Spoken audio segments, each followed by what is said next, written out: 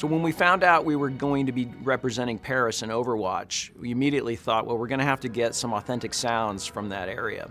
So we made contacts to Blizzard's Versailles office, and they were fantastic to work with. They spotted locations around the city, contacted a field recordist, and went out with them in the field to go capture the sounds that we couldn't get ourselves.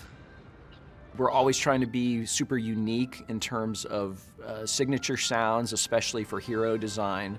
When it comes to map audio, it's very much just like creating a bed that you get to play in. It's part of the immersion. It helps set the player so that they feel like they're in the world, but that if you were to idle your screen and sit there for 30 minutes, you would never be annoyed by it. It should be something that is just so part of the environment and just you feel so immersed in it that you don't realize that it was there.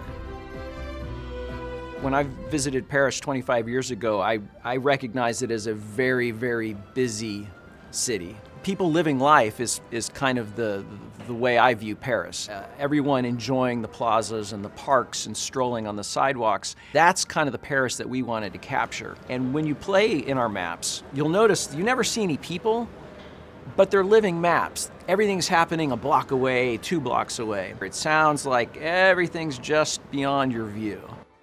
The sound of Paris that I didn't expect was pigeons. If you're gonna do Paris, you gotta have pigeons. So Parisian, so iconic. I didn't expect to use them, but ended up putting them in because it just felt a little bare without them. You know, for the most players, the map, they may not have been there and wouldn't know whether we did our job right, but for the people that live there, we try to make sure that we represent their home as authentically as possible.